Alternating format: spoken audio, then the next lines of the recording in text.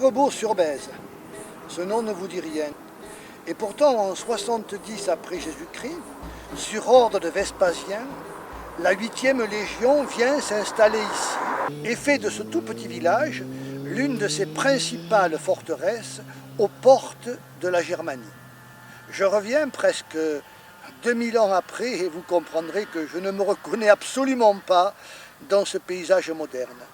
Pour vous faire revivre Mirebeau et cette époque, j'ai donc choisi le meilleur guide de l'époque romaine, mon ami Henri, qui est là, et qui va nous amener sur l'emplacement du camp que j'ai eu le plaisir de faire construire et de diriger en 70.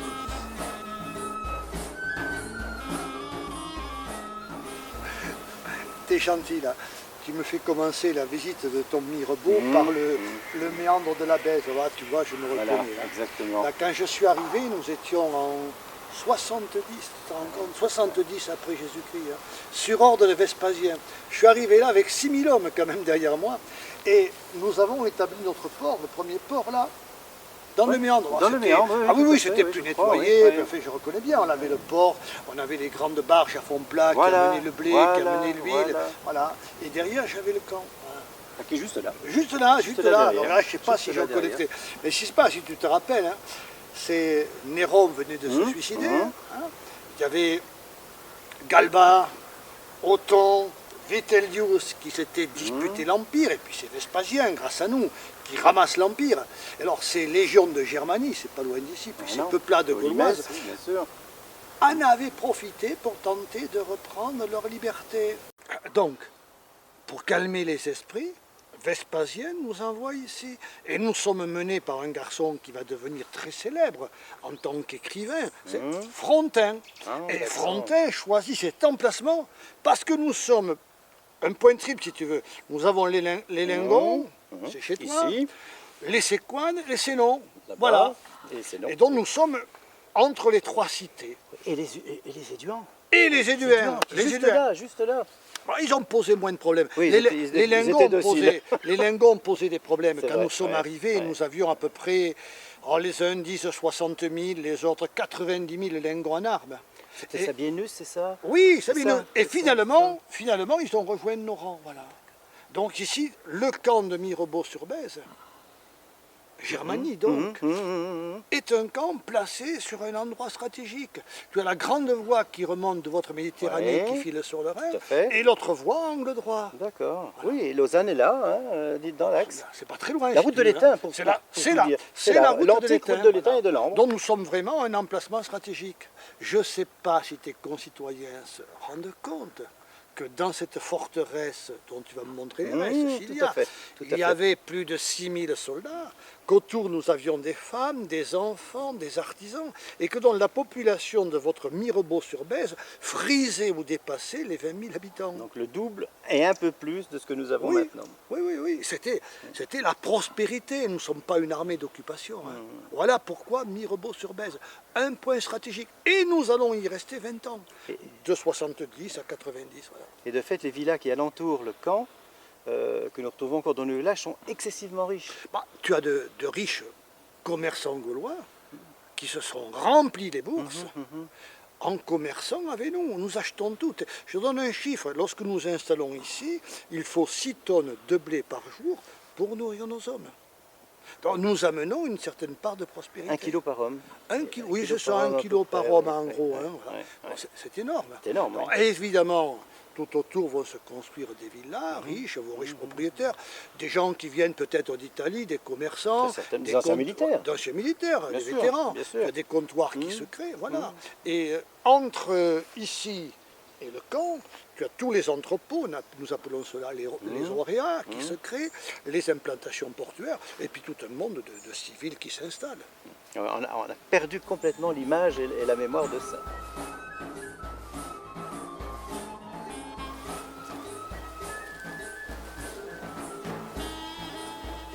Henri, tu es gentil, tu m'amènes ici. Je me dis que mon camp était là, mais je suis perdu, je ne m'y reconnais rien. Explique-moi là, comment tu vois les choses, toi. Moi, je ne vois plus rien. Regarde les gars, le nord est là-bas. Oui, ça je vois. La porte d'Écumane était donc là-bas. Oui. D'accord. Le sud est ici, les thermes étaient là. Ah, les termes, oui, d'accord. Oui, Je- voilà, les termes oui. étaient là. Là, je me repère bien, oui. Les Mansio étaient ici et là. Oui. Et ici, tu as quoi là? Eh ben, tu as la Principia. Ah, ben j'étais là, moi, donc. Voilà, On est voilà. pile, nous sommes Et- pile. Et la voie moderne qu'on appelle maintenant une route, qui est là, Celle-là, là tu vois, c'est mon char là-bas. Oui, oui, d'accord. Eh bien, elle coupe en plein la Principia. Mais alors, oui, alors, donc, je suis à l'emplacement de mon Tu es sur, quartier tu es général. oui, voilà. Et ma porte gauche, qui était si belle, La voilà, oui. elle est juste là derrière. Ah, mais je t'avoue que pour se retrouver dans votre Ah, c'est paysage très compliqué. moderne, Très je ne compliqué. m'y fais pas. Hein. Regarde, le verger que tu vois là, regarde Oui. derrière toi maintenant. Oui, oui. Et tu vois, regarde, juste à la jonction là de ce champ, Oui. ici, tu as la porte gauche. Ta porte, Ah, d'accord. c'est la route Bon, de d'accord. Pontaillé de Lausanne. Oui, oui, oui, oui. Donc tu me dis que ta route moderne, je me situe, Voilà. coupe. Elle est décalée en fait. Oui, ah d'accord, elle est décalée, elle coupe mon camp en Voilà. travers. En fait, on a remonté la route moderne. D'accord. À ton époque, elle passait comme ça. Je t'avoue que dans le paysage moderne, je ne me reconnaissais Tout a pas. été bouleversé. Maintenant, Tout est maintenant bouleversé. ça y est, les baraquements des soldats, Voilà. voilà. Mes marchés, mes magasins étaient là, Mhm. très bien. Mes tribuns étaient alignés ici. Ok. Et là, tu avais l'amphithéâtre. Mon amphithéâtre. Et donc mon port était ici. Voilà, l'anse dans de la les Bèze. méandres ici. Dans les méandres, en face D'accord. pratiquement de l'amphithéâtre. Ah, tu sais. Alors maintenant la forêt est très grande, tu verras, Oui. on y passera, tu verras rien bien sûr.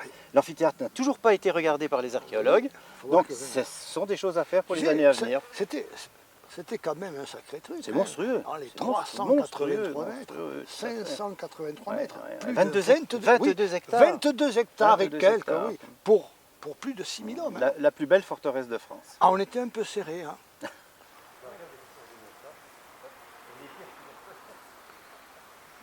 Les Exactement. voilà, Et voilà. les pierres de mon camp. C'est les cailloux de Vous ton avez, camp. vous avez démoli mon camp Ouais. pour faire cette Ouais. forteresse. Alors, Ouais. bon, d'accord, mais d'un autre côté, tu vois, mes murs et mes tours devaient énormément ressembler Mais à tout à cela. fait, hein, mais tout à fait, mais tout à fait.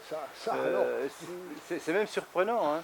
vous c'est avez même déplacé surprenant. le camp. Oui, ça On, pourrait on être... a déplacé le problème. Voilà, vous avez déplacé le problème. Ça pourrait être une des tours de mon camp, tu Absolument, vois, des petites tours absolument, rondes absolument. entre les portes. Oui, ça donne une image. hein. Tout à fait. Et puis comme il y a très peu de carrières de calcaire de cette qualité-là dans ici, dans la région de Mirbeau, en fait, la carrière, c'était la forteresse.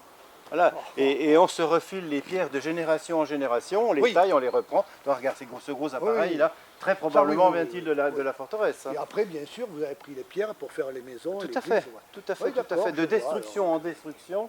Mon Euh, camp s'est transformé. Ben voilà, il est multiple en fait. Il est multiple. Il est quelque part un peu immortel. Oui, tout à fait. Là, on est dans le dépôt où l'on a stocké les tuiles, pour la plupart estampillées, hein, que vous aviez installées sur le fort de la 8e Légion. Je ne reviens pas de les voir comme Regarde, ça. regarde celle-là. Regarde celle-là. Ah oui, Regarde. ah oui. Legs 8. Alors là, j'arrive oui. pas bien à lire. Ah ben c'est l'Apio Legato, c'est le moment où l'Appius prend la direction pour 3 ans attends, de la Appio. 8e Légion. D'accord. Oui, oui. C'est Lucius Appius, ça, en fait. Oui, D'accord. bien sûr. Hein. Lucius Ok. Maximum. Hein. D'accord. Oui, tu vois, les 8, et Hmm. là moi j'avais l'Apio Legato. Oui. Ok. Il est resté 3 ans à Mirebeau. Ah, Alors, d'accord. ce sont des tuiles qui sont marquées à son nom. Oui. C'est probablement le moment de la construction en dur du camp. D'accord. Et donc, ses successeurs n'ont pas eu le même privilège ou le même D'accord. besoin. Donc, ils se puisque retrouvent le avec camp des était estampilles construit. à la limite Oui, normale, Oui, quoi. ah, oui, à la limite D'accord. normale. Hein. Regarde celle-là. Alors c'est une tégula énorme. Ah, mais tu ne sais la plus classique. Regarde, voilà, voilà. elle est très belle. Celle-là est magnifique. Leg pour Oui, Légion, Légion. 8 Huit. pour Octawa. Et alors, tu vois, le Ah, A, oh, UG, le A, d'accord. le A et le U qui Mêlés, sont oui, liés, ouais. Augusta. Augusta. Alors oui, là, c'est la classique. Hein. Mais D'accord. bon, je crois qu'on a marqué une sur 100, quelque chose comme ça. Ah oui, oui, je pense que Sur- c'est sur- possible. sur les Parce que fournées, toutes hein. ne sont pas estampillées. Ah non, toutes effectivement, ne hein. sont pas estampillées, Ouais. voilà. Et t'as vu, t'as raison, il n'y a pas la queue d'aronde là. Non, il n'y a pas la queue de la ronde Alors sur qu'on la celle-là. retrouve sur On l'autre la là-bas, retrouve sur d'accord. l'autre, oui. Elle D'accord. est à la fois plus primaire, mais plus Ouais, basique, ouais, mais ouais. bon, Bah, c'est celle qui correspond vraiment. C'est une hein. estampille très Voilà. forte. Très Alors forte, ça, oui. ça a une trace de doigt, je crois, ça. hein. Oui, il y a des traces Ça a de une doigts, trace tu de peux doigt, trouver oui. des traces de doigts, tu peux trouver des pattes de chien. Pas de chien, de chat, oui. Et de chat peut-être plus rarement. Ce qui est ouais. important, c'est ça. hein. Oui, je pense, Alors, oui. tu sais que ces tuiles, elles partent sur tout le Limès germanique. Et puis on les retrouve dans toutes les villas Ah ben dans romaines toutes les du villas coin. romaines de Oui, la oui, région, oui, oui, oui. tout à fait, oui. Il y a de la l'aiguille absolument partout.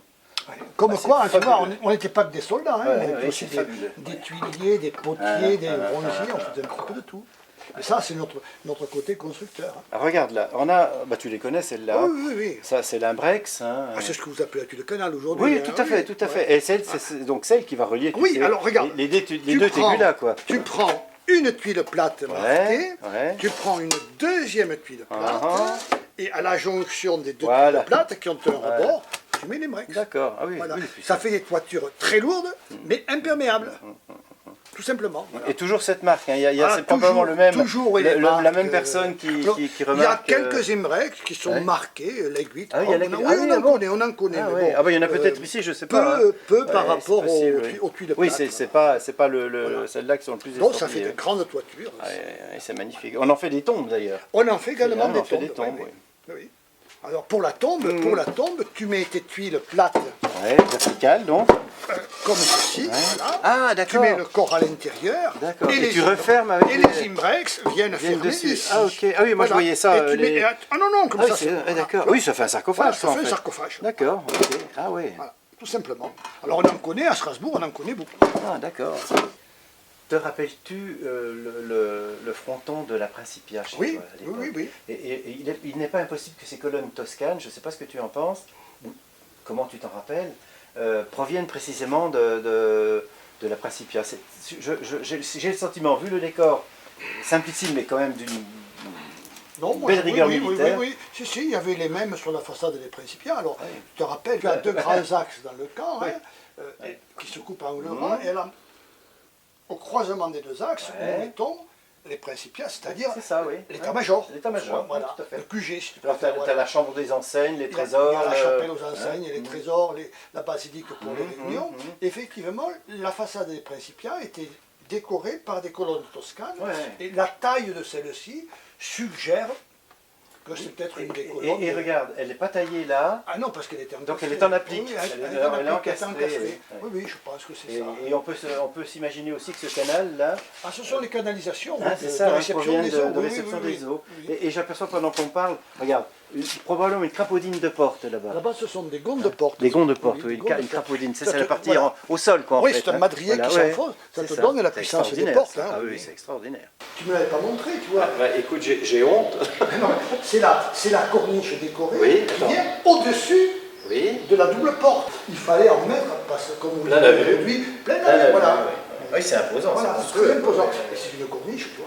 Ouais, c'est magnifiquement fait. Et la pierre, là, encore à nouveau, on retrouve, regarde, Oui, je sens. le calcaire oolithique qui vient des carrières romaines d'Anières-les-Dijon. Oui. C'est une pierre extraordinaire pour la... Nous avions des carriers qui travaillaient là-dedans. Ah oui, tout à fait, c'est magnifique. Tu avais un décor qui était à la fois très simple et très beau. Et reproduit à l'identique à Et chaque reproduit, fois. oui, oui. Et c'est chevillé, je pense. Oui, c'est ça. oui, hein. maintenant, C'est étonnant. alors ça, ah oui, tu m'as montré l'emplacement de mon camp. Je n'ai rien reconnu. Non, maintenant, c'est à moi de te montrer ce que nous avions construit. Tu vois, notre camp, c'est un immense rectangle, Oui. 383 mètres sur 583 mètres, d'accord? Oui, tout à fait. Un immense rectangle défendu par un rempart avec 4 portes. Alors là, nous sommes sur le grand côté est, Oui, et pratiquement au milieu du grand côté, il y a une des 4 portes. d'accord. Chacune de ces portes était défendue par ces deux grandes tours. Elles ont 14 mètres de hauteur. Et tu vois, il y a 16 ouvertures. Derrière chacune de ces ouvertures, tu as une pièce d'artillerie. Portée 400 mètres. Cadence de tir 6 coups minutes. Ah oui. Ce qui fait que sur la portion de route droite qui est devant notre porte, c'est totalement inaccessible. Alors, nous sommes protégés par des fossés qui ont jusqu'à 6 mètres de profondeur et autant de large. Et entre le fossé et le mur, nous avions disposé ces rangées de pièges à loup, couverts par des branchages et des feuilles. Donc si tu avais échappé au tir des scorpions, si tu pouvais éviter ici le fossé et placer une échelle, tu tombais dans cette roue qui avait 70-80 cm de profondeur et tu t'empalais sur les pics. Ça me rappelle Alésia. Ah, c'est la même chose. Hein. C'est pratiquement les mêmes techniques. Voilà. Un rempart qui fait quand même un peu plus d'1,9 km de long. Alors ce qu'il y a de remarquable, c'est que tu vois, on construit en pierre, Oui. puis on crépit. Nous avons crépi et nous redessinons Et vous avez redessiné. les pierres au filet rouge sur le mur. Donc ça a un très gros avantage, c'est que si tu avances, et si ce mur est éclairé par le soleil, Oui. tu as beaucoup de mal à viser, tu es pratiquement ébloui. D'accord. Alors que nous, du haut des remparts, vus et tir plongeant, la défense est assurée. Oui, c'est colossal. Ah oui, 6 000 hommes dedans, plus de 6 000 hommes. Les 5 120 légionnaires, les 1280 muletiers, 59 centurions, les tribuns, l'état-major. Une ville. Une ville. Alors si tu comptes, on va dire 1,9 km de tour, 6 000 hommes, tu as au moins 2 hommes par mètre carré et tu as encore une réserve pour remplacer les blessés de mort. Il faut penser que Mirebeau-sur-Bèze était une forteresse extrêmement importante, avec tout autour du camp, là où tu m'as montré, il n'y a plus rien pratiquement. Il y a plus rien, oui. Tu avais un véritable village avec nos compagnes, nos enfants, les commerçants. Tu vois, nous on est passé du monde, de ton monde à toi, 21e siècle, à mon monde à moi, le 1er siècle. Quelle histoire. Le 20e siècle, hein.